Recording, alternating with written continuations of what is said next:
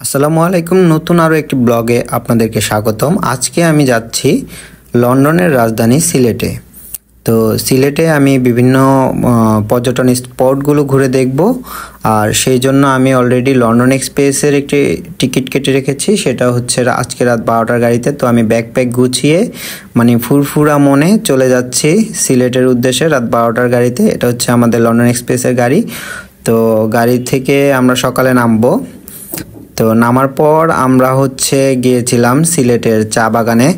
খুব সুন্দর একটি মনোরম পরিবেশ। এটা হচ্ছে আপনার সিলেট শহরেই। সেই সাথে গিয়েছিলাম হযরত শাহজালাল রহমতুল্লাহ আলাইহির মাজার, শাহ পরান রহমতুল্লাহ আলাইহির মাজার, এবং পাশে আরেকটি মাজার গিয়েছিলাম যেখানে বানরের খুব আকর্ষণ ছিল। সেখানে প্রচুর পরিমাণে বানর ছিল খোলা, যাদেরকে খাবার দিয়েছিলাম। সেই সাথে শাহজালাল রহমতুল্লাহ আলাইহির মাজারে প্রচুর পরিমাণে কবুতর ছিল, কবুতরকে অনেক খাবার দেয় অনেকেই। সেই সাথে ওখান থেকে আমরা গিয়েছিলাম জাফলং। জাফলং যাওয়ার জন্য আমরা একটি সিএনজি ভাড়া করেছিলাম। দেখেন যাওয়ার পথের পরিবেশটা কত সুন্দর, গ্রামের সবুজ অরণ্য, মনে হচ্ছে যে এখান থেকে আর ঢাকাতে না ফিরি। সেই সাথে আপনার জাফলংয়ের পানি এবং ঝর্ণা।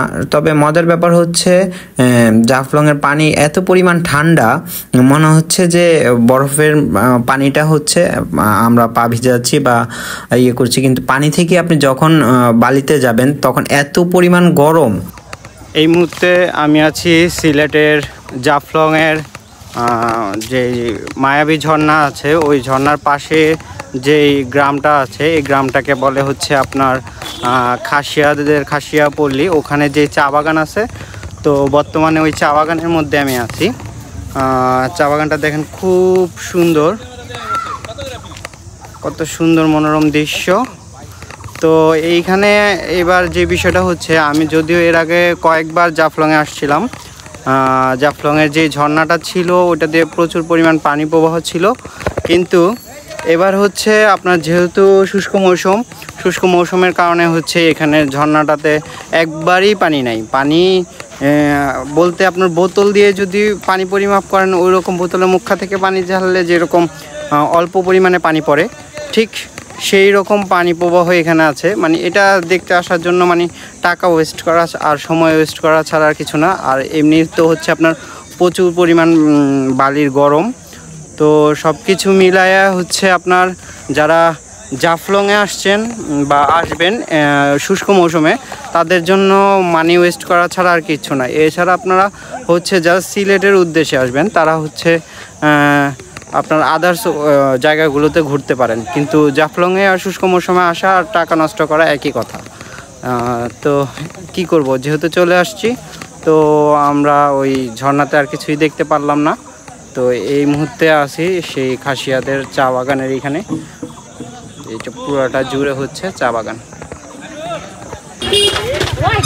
এটা আপনার চা বাগানের মধ্যে যারা চা পাতা বিক্রি করে, এবং এখানে অনেক রকমের চা পাতাও পাওয়া যায়।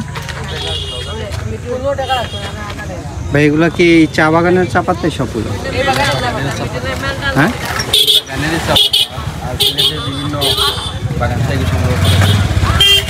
এগুলো আপনার কেজি হিসেবে বিক্রি করেন? চা খাইয়া দেখে নিতে হবে, একটা নেবেন, খাইয়া দেখে। এখানে যারা আসবেন চা পাতা নেওয়ার জন্য, তারা চা বানানো নগদে আপনার খেয়েও দেখতে পাবেন। এছাড়াও কসমেটিক্সের দোকান আছে সিলেটে। আসলে যেহেতু চা বাগানটাই প্রধান, সেক্ষেত্রে আপনার চা পাতা দোকানগুলোই বেশি পাওয়া যায়। এছাড়াও আপনার চা বাগানের পাশে যেহেতু এখানে পর্যটকদের আপনার প্রচুর পরিমাণে লোক সমাগম হয়, সেগুলো এখানে দেখেন আপনার উপজাতি ড্রেসের দোকানও আছে। এগুলো সব উপজাতিদের পোশাক। তো অনেকে দেখা যায় শখ করে উপজাতিদের পোশাক কেনা, সেই ক্ষেত্রে এই উপজাতিদের এই পোশাকগুলো আপনারা এই চা বাগানে আসলে পাবেন। জাফলংয়ে যারা ঘুরতে আসবেন, তারা ট্যুরিস্ট হিসেবে আমারে নেবেন। আমি আপনাদেরকে 60টা স্পট ঘুরে দেখাবো। 60টা স্পট ঘুরাবো, আমার বেশি না, 700 টাকা দিলেই চলবে। স্পটগুলো হলো একটা স্পট, 2টা স্পট, 3টা স্পট, এই যে এদিকে একটা স্পট, সামনে মায়াবী ঝর্ণা দেখাবো, তারপরে হচ্ছে আপনার ওই খাসিয়াদের পাড়া দেখামু, চা বাগান দেখামু, 7টা স্পট আপনাদেরকে দেখামু। 700 টাকা দিবেন, গাইড হিসেবে আমি থাকবো, সময় লাগবে মাত্র 10 মিনিট। 7টা স্পট শেষ, 700 টাকা শেষ, পাস দেওয়া শেষ। আমি এখন যে জায়গাটাতে আছি এটা হচ্ছে জাফলংয়ের হচ্ছে ঝুলন্ত ব্রিজ। ওই পাশে এটা পুরোটা হচ্ছে ইন্ডিয়া। আপনার হচ্ছে এগুলো হচ্ছে ইন্ডিয়ার পাহাড়, আশপাশে হচ্ছে সব ইন্ডিয়ান বাড়িঘর, আর পিছনে হচ্ছে যে আপনার ঝুলন্ত ব্রিজ। এই পাশে হচ্ছে ইন্ডিয়া, দেখেন ওই পাশে ইন্ডিয়ার হচ্ছে বিজিবির যেই আপনার হচ্ছে পাহাড়ার যেই জায়গাটা, এটা হচ্ছে ইন্ডিয়ার এই সাইডটা। তো অল্প একটু গেলেই আমরা বাংলাদেশ থেকে ইন্ডিয়া চলে যেতে পারবো। আমরা একবারে আছি বাংলাদেশের 0 পয়েন্টে, যেখান থেকে 2-4 পা দিলেই হচ্ছে আমরা ইন্ডিয়াতে যাইতে পারবো। শুরু করলো এই যে প্রকৃতির মধ্যে হারিয়ে যাওয়া, আর এই প্রকৃতিতে আসলে খালি গান গাইতে ইচ্ছা করে। পৃথিবীতে সুখ বলে যদি কিছু থেকে থাকে, তার নাম ভালোবাসা, তার নাম প্রেম। জেনে বুঝে মরার মাঝে যদি কোন সুখ থাকে, তার নাম ভালোবাসা, তার নাম প্রেম।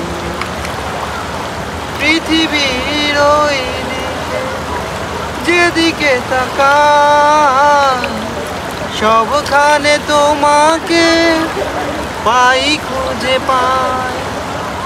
পাশাপাশি থাকবো, বুকে ধরে রাখবো, হৃদয়ের দাম আমি হৃদয়ে দিলে, তার নাম ভালোবাসা, তার নাম প্রেম। পৃথিবীতে সুখ বলে যদি কিছু থেকে থাকে,